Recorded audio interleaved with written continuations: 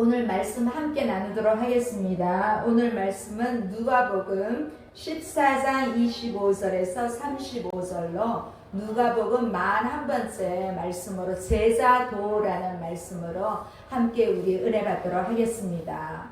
오늘 우리가 함께 읽은 본문은 예수님의 제자가 되기 위한 조건이 무엇인지를 소개하고 있습니다.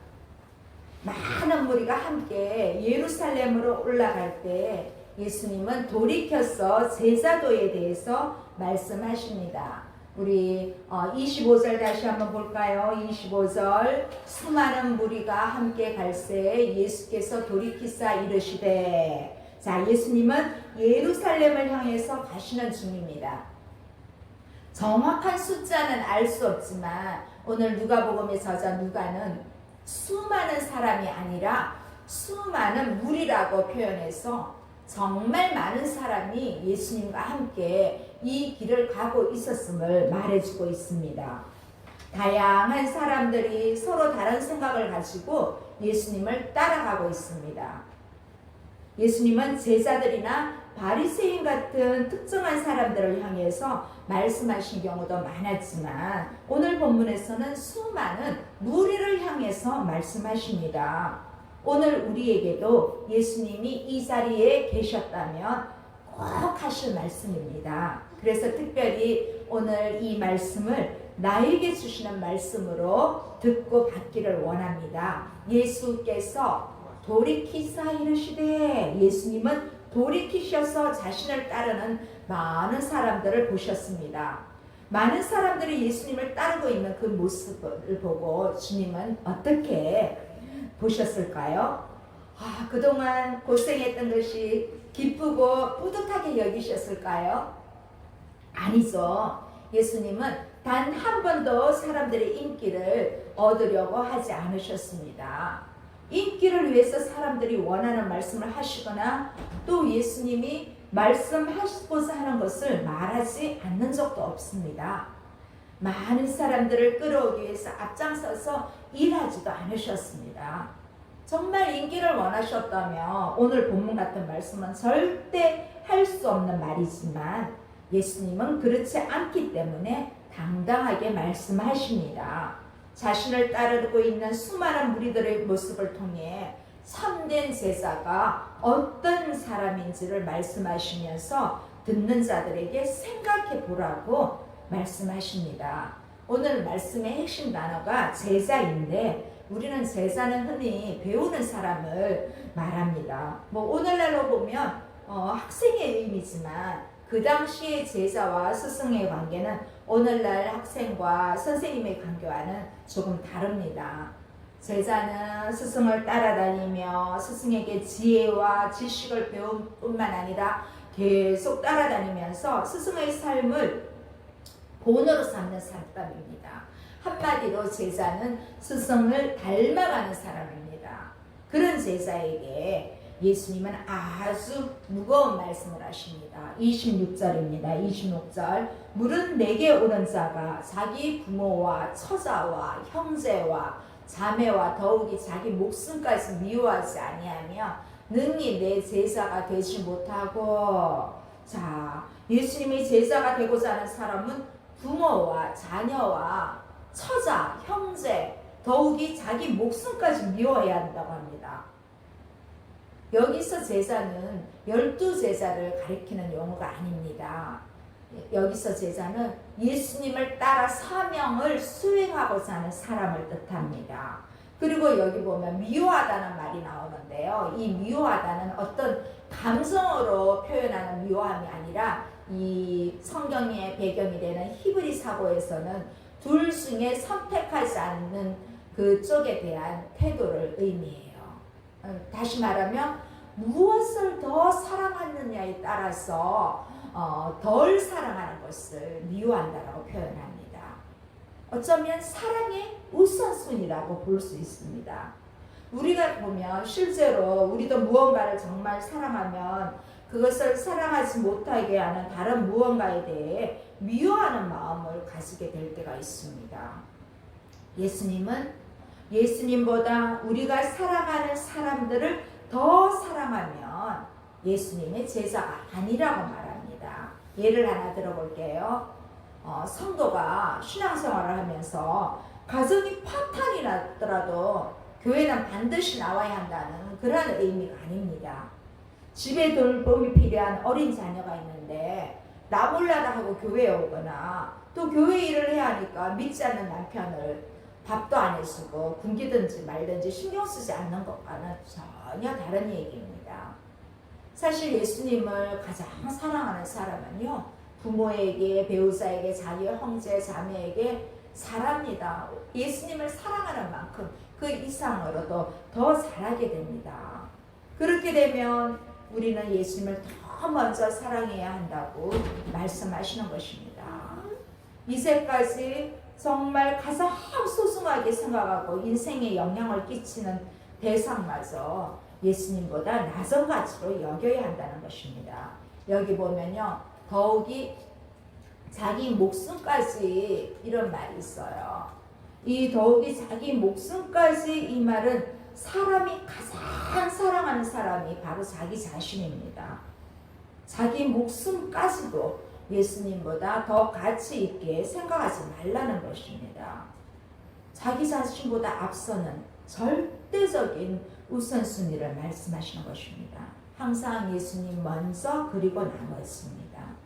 그렇지 않으면 그 사람은 진짜 대자가 될 수가 없어요. 인생의 길을 선택할 때 예수님을 따르는 것을 최우선권을 둬야 합니다.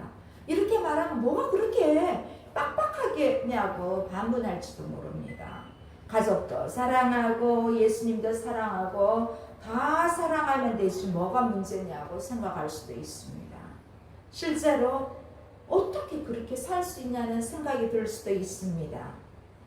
사실 제자도의 우선순위는 오늘 많은 무리들에게 말씀을 하시기 이전에 이미 예수님은 제자들에게 직접 하신 말씀입니다. 예수님은 계속해서 예수님의 제자가 되는 것, 하나님 나라에 들어가는 것은 어떠한 분명한 우선순위가 필요하다고 말씀을 하십니다.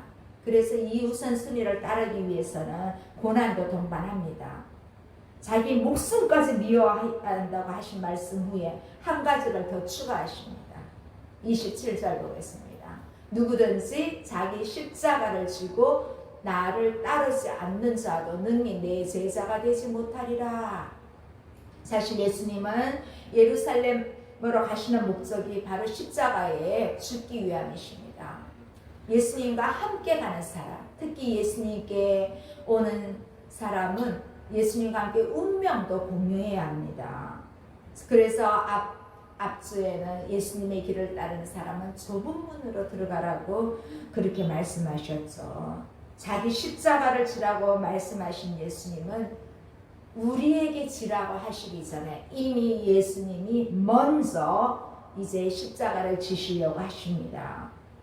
어쩌면 예수님의 십자가는 수치와 고난이고 이런 고난을 통해서 다른 사람의 생명을 살리는 결과로 나타나는 것입니다. 제자의 고난 역시 다른 사람을 위해 희생하는 것이 필요합니다. 그래서 이 고난을 통해서 회복을 선물하기 위한 어쩌면 이 고난은 도구로 쓰이는 것입니다. 그래서 내가 하나님의 말씀에 순종하기 때문에 당하는 고난이 자기 십자가입니다. 이 자기 십자가는 자기 자신의 평안, 안정, 행복, 안전보다도 예수님을 가장 우선순위에 두기 때문에 감당하게 되는 이 감수되는 모든 그런 어려움들을 말합니다.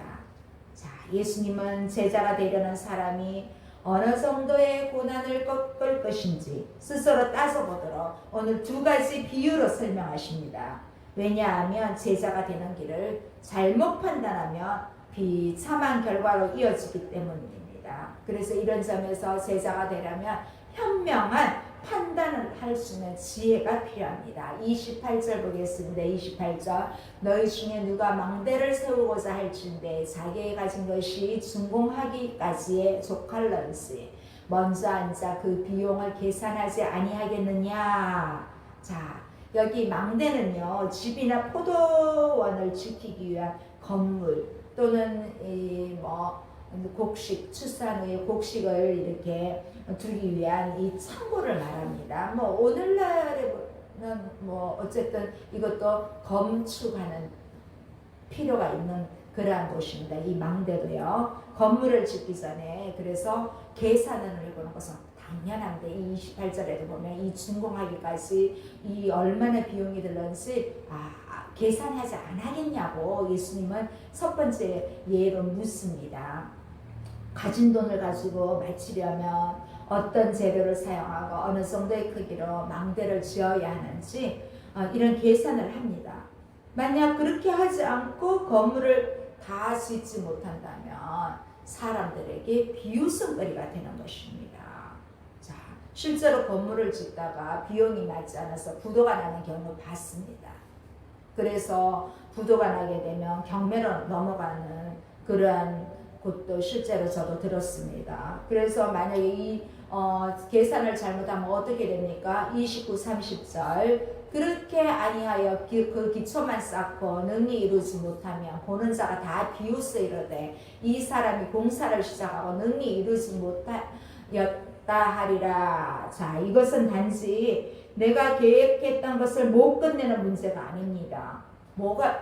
이 시대에는 사람의 비웃음거리가 된다고 합니다. 왜냐하면 이 문화는 명예와 평판을 아주 중요시하는 문화를 갖고 있기 때문에 수치로 생각하는 것입니다.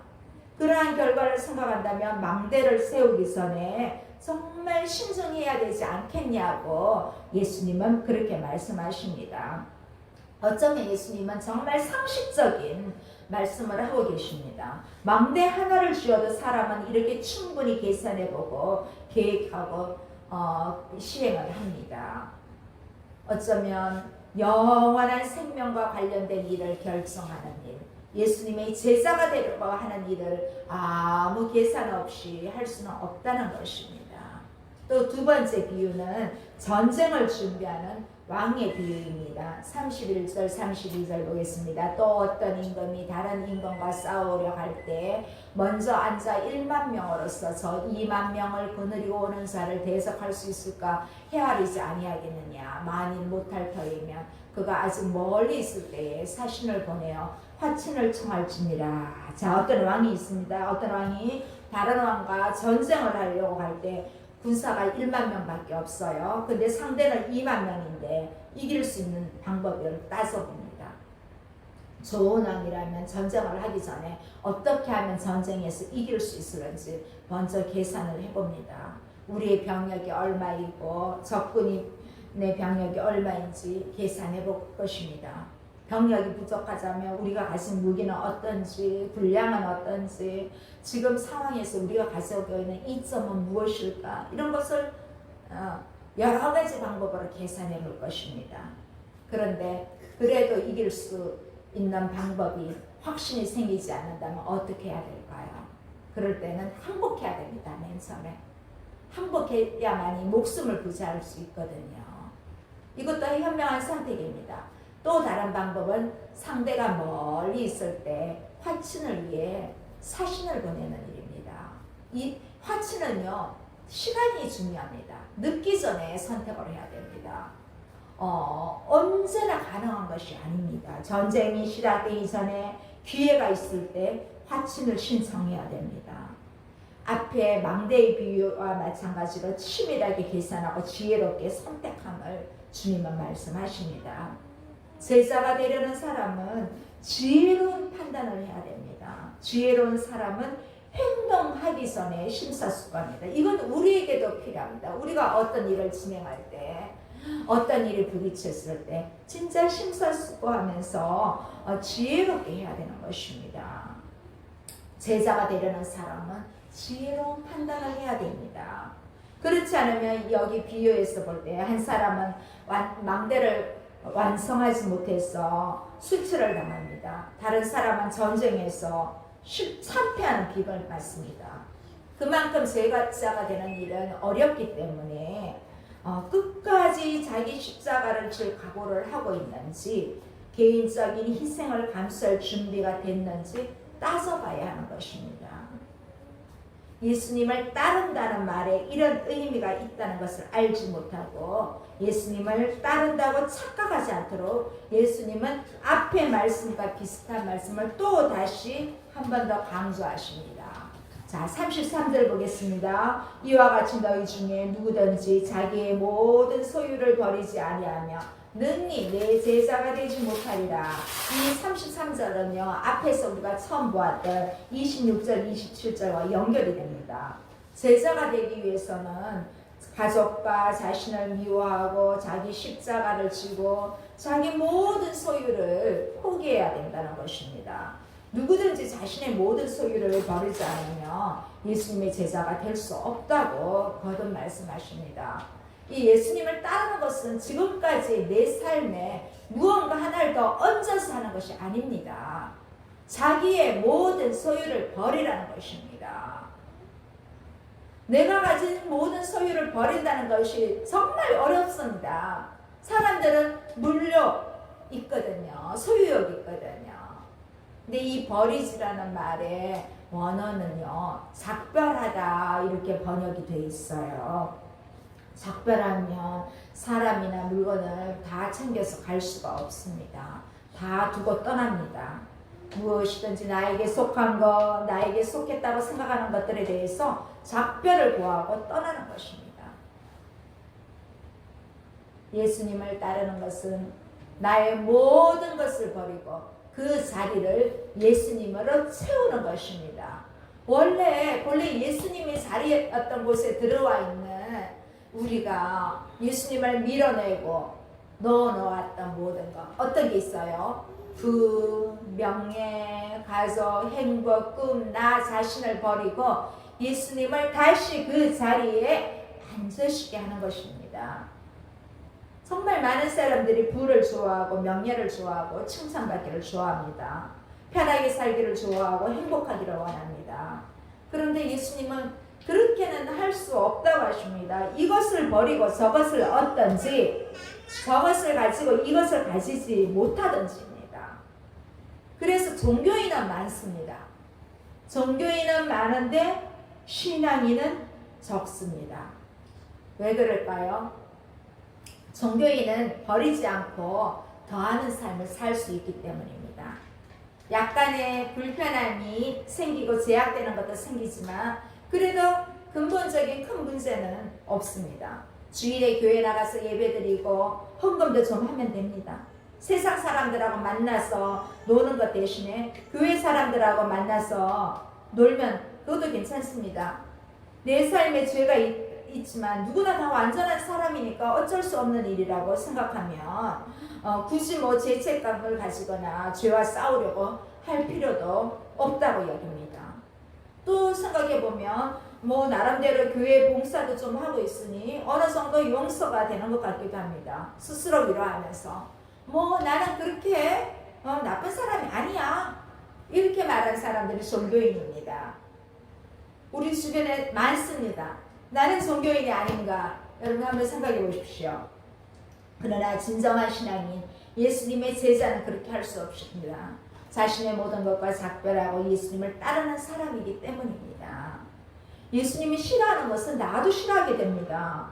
내 삶에 죄가 있는 것을 그냥 당연하게 어쩔 수 없는 것으로 여길 수가 없습니다. 나는 죄와 싸우고 싶고 이기기를 원합니다. 그래서 예수님이 좋아하는 것을 나도 좋아하게 됩니다. 내가 그렇게 못하는 내가 밉습니다. 나를 그렇게 하지 못하는 모든 것들이 정말 믿기까지 하는 거예요. 그런 사람이 정말 예수님의 참된 제자입니다.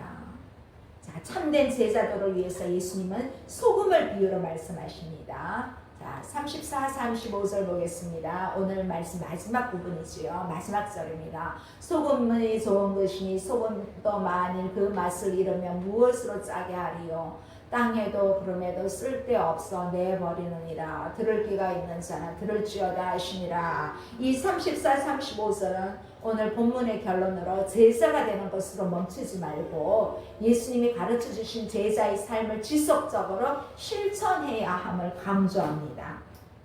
자, 예수님은 유익하고 소중한 글쎄 예로 소금을 비유어로 사용하십니다.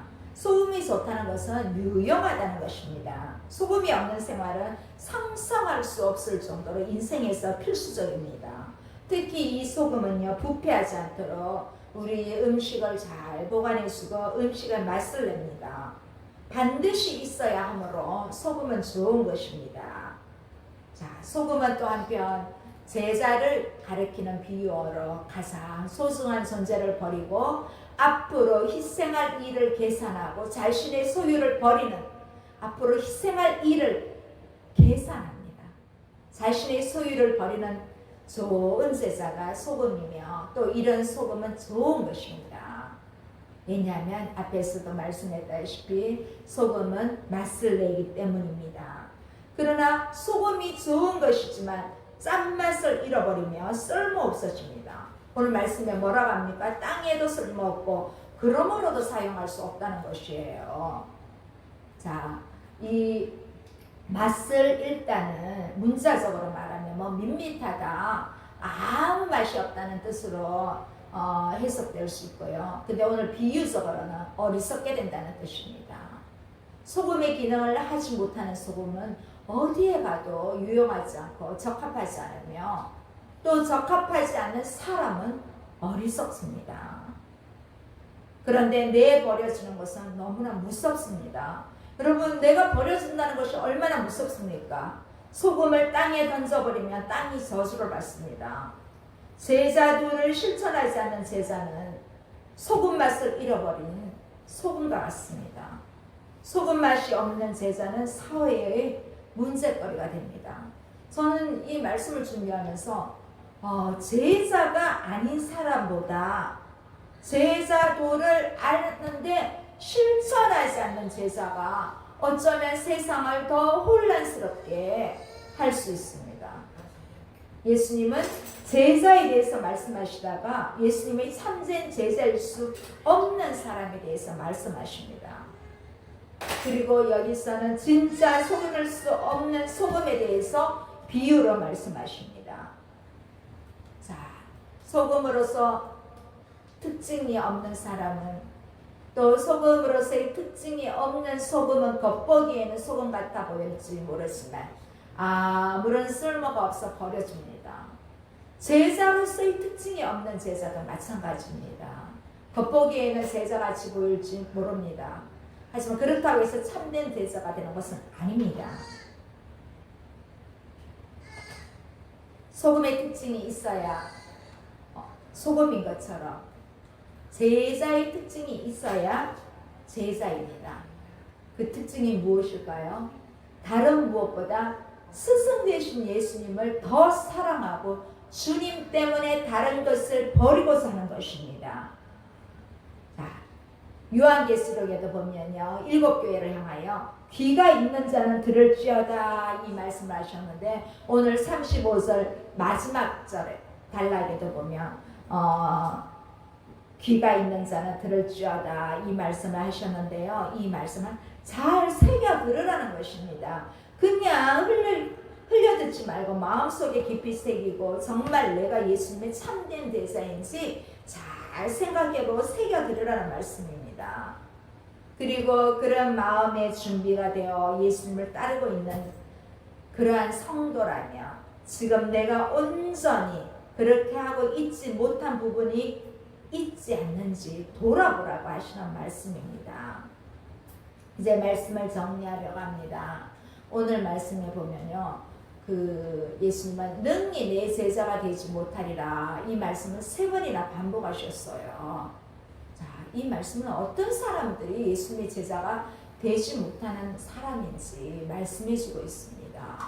예수님의 제자가 되는 것을 자신이 지금까지 가지고 있던 것 무언가 하나 얹는 것이 그렇게 생각하는 사람입니다. 나는 그대로 지금까지 내가 뭐 좋은 습관, 나쁜 습관 다 가지고 있으면서 그냥 내 제자된 하나를 내 삶에 얹는 것이라고 그렇게 잘못 생각하는 것입니다. 자신이 원하는 것을 그대로 가지고 있으면서 예수님을 따르겠다고 하는 그러한 사람입니다. 이 잘못된 제자의 모습입니다. 마음의 반만 예수님께 있습니다. 한 발은 우리가 발이 두 개 있잖아. 한 발은 세상에 담가놓고 한 발은 예수님께 담그기를 원하는 그런 사람입니다. 그런데 이런 사람은 진짜 제자가 될 수 없습니다. 근데 왜 우리는 이러한 선택을 할까요? 우리가 계산하기 때문입니다. 우리가 계산적이기 때문입니다. 예수님의 말씀대로 모든 것을 포기하는 것은 너무 손해야. 내가 가진 게 너무 많아. 그렇게 생각하는 것입니다. 가진 것이 많은 사람일수록 이렇게 예수님 말씀대로 한다면 손해본다는 것이에요. 그래서 신앙인이 아니라 종교인을 택하는 사람들이 많이 있다는 것입니다. 그래서 예수님은 제자들에게 부자가 하늘나라에 들어가는 것이 낙타가 바늘기로 들어가는 것보다 어렵다고 그렇게 말씀하셨어요. 자, 여러분, 우리가 구원은 은혜로 받았습니다. 그러나 예수님의 제자로 살아가기 위해서는 훈련을 해야 됩니다. 무엇보다 주님을 사랑하고 자기 십자가를 지고 소유욕을 버리는 것을 훈련해야 합니다. 이런 훈련을 통해서 그리스도의 제자로 살아가는 은혜가 있기를 주님의 이름으로 축복합니다. 아멘. 기도하시겠습니다. 살아계신 하나님 아버지 감사합니다. 우리는 살아가면서 내 것에 대한 욕심이 많아서 예수님의 제자로 부름을 받았지만 온전히 따르지 못하고 한 발은 주님께 담그고 한 발은 세상에 담궈서 양쪽을 다 공유하려는 아주 나쁜 신앙 습관이 우리에게도 있음을 깨닫게 하시고 이제부터는 온전히 주님을 따르는 제자도의 삶을 살려고 고백합니다. 그리할 때 주님께서는 더하여 주시는 은혜를 우리를 통하여 경험하게 하실 줄 믿습니다. 하나님 아버지, 다른 무엇보다 예수님을 가장 우선순위하는 복된 인생이 되기를 소원합니다. 하나님, 그렇게 살 수 있도록 저희를 도와주시옵소서. 예수님의 이름으로 기도드립니다. 아멘.